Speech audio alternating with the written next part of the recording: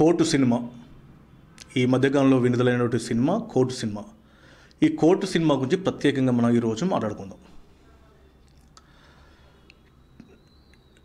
Teenage యువతీ యువకుల మధ్యన జరిగినటువంటి ఒక ప్రేమ కథ, తర్వాత న్యాయస్థానంలో న్యాయవాదులకు సంబంధించినటువంటి ఎలా ఉంటారు, కేసులను వాళ్ళు పరిష్కరించడానికి కోర్టు తీసుకుపోయే విధానం ఏంటనే దాన్ని ప్రధాన అంశంగా తీసుకొని దర్శకుడు ఈ సినిమాను తెరకెక్కించినట్టుగా మనం చెప్పుకోవచ్చు.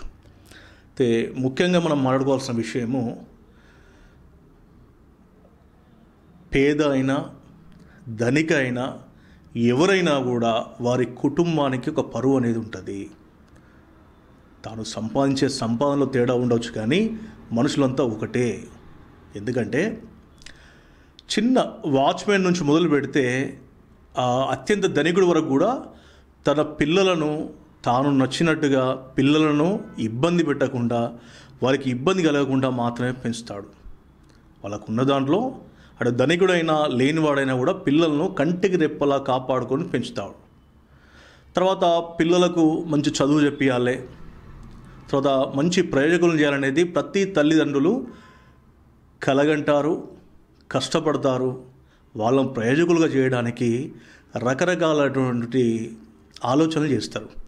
మరి నేటి యువత తల్లిదండ్రుల ఆలోచనలను స్వీకరిస్తూ ఉన్నారా అంటే లేదని మనం చెప్పుకోవచ్చు.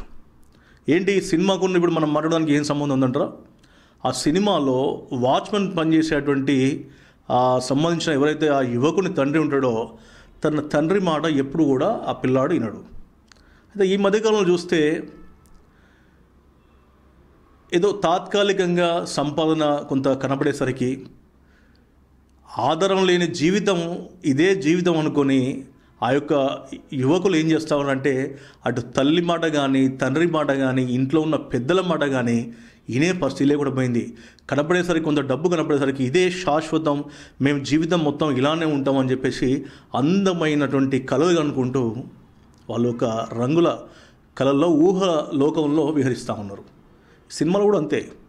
కానీ తండ్రి మాట లెక్కలేదు, తల్లి మాట లెక్కలేదు. కానీ తనకు ఆపదొస్తే మాత్రం వచ్చింది మళ్ళీ నిలబడింది తన తండ్రియే, తన తల్లి. ఆ యొక్క తన కొడుకును విడిపించుకోవడానికి కాళ్ళ మీద కూడా పడే పరిస్థితి మనం ఆ సినిమాలో చూడవచ్చు.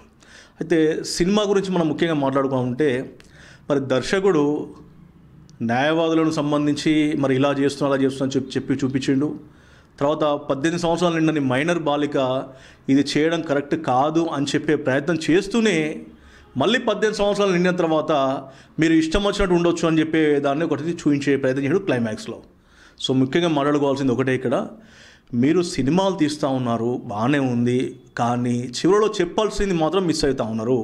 మీరు చెప్పాల్సింది ఏంటంటే మీ తల్లిదండ్రుల ఆలోచనలు ప్రేమించండి, మీ తల్లిదండ్రులు పడే కష్టాన్ని ప్రేమించండి, మీ తల్లిదండ్రులు మీ పైన పెట్టుకున్న నమ్మకాన్ని ప్రేమించండి అని చెప్పాల్సింది పోయి, మీకు వయసు లేదు కాబట్టి మీరు ప్రేమకు పనికిరారు, మీరు వయసు వచ్చినాక ప్రేమించుకోండి అని చెప్పే ప్రయత్నం చేయడం మాత్రం కరెక్ట్ కాదు. ఇది నేను మాత్రం నేను నా వ్యక్తిగత అభిప్రాయమే కాదు, దాదాపుగా చాలామంది కూడా నేటి యువతీ యువకులు ఇలానే ఉన్నారు. ఏ కుటుంబం అయినా, ఎలాంటి వారైనా, సంబంధించినటువంటి వర్గమైనా కూడా వాళ్ళ పిల్లలు ప్రయోజకులుగా మారాలి, వాళ్ళ పిల్లలను వాళ్ళ ఆలోచనలు తగ్గట్టుగా రేపు వాళ్ళు జీవితంలో మంచిగా బతకడానికి, మంచిగా ఉండడానికి ఏ కుటుంబంకి అయితే పంపిస్తానో ఆ కుటుంబంలో వీళ్ళు మంచిగా బతుకుతారు, ఒక కుటుంబం మళ్ళీ కొత్తగా వీళ్ళ యొక్క దాంపత్య జీవితం బాగుంటుందని అటు తల్లి తండ్రి, అటు అమ్మాయి కావచ్చు అబ్బాయి తల్లిదండ్రులు ఇద్దరు కూడా కలగంటారు. కానీ వాళ్ళ ఆలోచనలను, వాళ్ళ ఆశలను మరి చంపేలా, ఆశలను నరికివేసేలా యువతి యువకులు ప్రవర్తిస్తూ ఉన్నారు. ఇది మాత్రం కరెక్ట్ కాదు, ఇది చెప్పాలి. కానీ చెప్పకుండా నీకు వయసు లేదు కాబట్టి అని చెప్పేసి చెప్పాడు. కాకపోతే ఒకటేంది, మంగపతి క్యారెక్టర్ని మనం తీసుకుంటే మంగపతి కుటుంబ పెద్దగా చాలా చక్కగా వ్యవహరించాడు. కాకపోతే తప్పుడు కేసు పెట్టించడం అనేది కరెక్ట్ కాదు. కానీ తన కుటుంబంలో ఆడపిల్లకి జరిగితే ఆడపిల్లను చూసిన తర్వాత మిగతా తన తర్వాత ఉన్నటువంటి కుటుంబంలో ఆడపిల్లలు కూడా ఇలానే తయారయ్యే పరిస్థితి ఉంటుందని చెప్పేసి కుటుంబ పెద్దగా తాను బాధపడ్డ తీరు చాలా బాగుంది. కాకపోతే ప్రజెంటేషన్ మాత్రము తప్పుడు కేసు పెట్టించి ఆ కేసు ద్వారా యువకులను భయపెట్టాలని మాత్రం చూసిండు. సో అదొకటి మాత్రము చాలా బాధాకరం. ముఖ్యంగా మనం చెప్పుకుంటే యువతులకు చెప్పేది ఒకటే, మీ మీ తండ్రి మీ పైన పెట్టుకున్న నమ్మకాన్ని మీరు వమ్ము చేయకుండా మీరు ఆలోచనలు గౌరవించి మీరు కనుక ముందుకు పోతే ప్రేమ వాళ్ళ ప్రేమ కంటే అయితే మిగతా ఏ ప్రేమ గొప్పది కాదు. కొద్ది రోజుల పరిచయం లేదా కొన్ని సంవత్సరాల పరిచయం అసలు ఎందుకు ప్రేమ పుడుతుంది, ఎందుకు ప్రేమ పుట్టదనే దానికి మీకే తెలవాలి. మీ ఇంట్లో లేనిది కొత్తగా కనపడుతుంది కాబట్టి మీకు ప్రేమ పుడుతూ ఉంది. కానీ సంవత్సరం, 2 సంవత్సరాలు, 2 నెలలు, 3 నెలలు, 6 నెలల పరిచయమైనటువంటి ఆ అబ్బాయి కానీ, ఆ అమ్మాయికి అబ్బాయి ప్రేమ కానీ, అబ్బాయికి అమ్మాయి ప్రేమ కానీ మరి పుట్టినప్పుడు మిమ్మల్ని చిన్నప్పటి నుంచి 18 నుంచి 20 సంవత్సరాలు చేసే వాళ్ళకు వయసు వచ్చే వరకు కూడా కంటికి రెప్పలా కాపాడుకొని జ్వరం వస్తే కానీ ప్రతి దానికి వాళ్ళు మంచి విద్యాబుద్ధులు నేర్పించి మంచి బట్టలు కొనిచ్చి ప్రతీది చేసినటువంటి ఆ తల్లిదండ్రుల ప్రేమ మీకు ఎందుకు కనపడతలేదు ఒక్కసారి మీరు ఆలోచించాలి. నేటి యువత ఖచ్చితంగా ఆలోచించాలి. మేము ప్రేమకు వ్యతిరేకం కాదు, కానీ ఆ ప్రేమ తల్లిదండ్రులకు ప్రేమ కంటే గొప్పదైతే కాదు.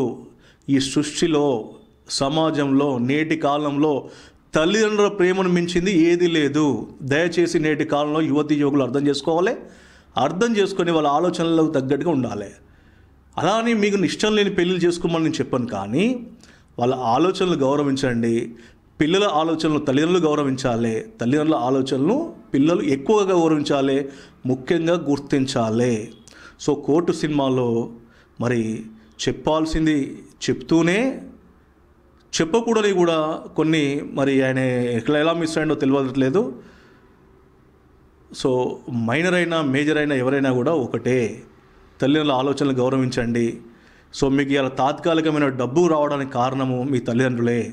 మీరు స్థిరమైనటువంటి ఆధారం లేని పనులలో వచ్చే డబ్బు ఎప్పుడు శాశ్వతం కాదు, స్థిరత్వం ఉండాలి. ఎందుకంటే ఈ డబ్బు మీకు రేపు ప్రేమించి పెళ్లి చేసుకున్న తర్వాత మీకు బాధ్యతలు మీద పడ్డ తర్వాత అవి సరిపోవు, అప్పుడు కొత్త సమస్యలు వస్తాయి. మనం అడపడప చూస్తూ ఉన్నాం, పెళ్ళైన నెల రోజులకే ప్రేమ పెళ్లి చేసుకున్నటువంటి ఆ వధువు ఆత్మహత్య, లేకపోతే వరుడు ఆత్మహత్య, లేకపోతే విడాకులు తీసుకున్నటువంటి కొత్తగా ప్రేమ జంట, ఇలాంటివి చాలా చూస్తూ ఉన్నాం.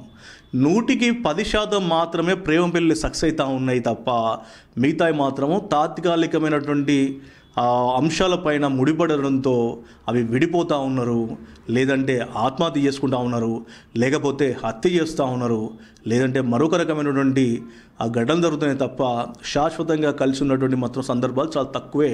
ఒకనాటి కాలంలో కంటే ఈ మధ్యకాలంలో మాత్రం పూర్తి స్థాయిలో కూడా అనేక రకమైనటువంటి ఘటనలు జరుగుతూ ఉన్నాయి ప్రేమ పెళ్లి చేసుకున్న వాళ్ళు.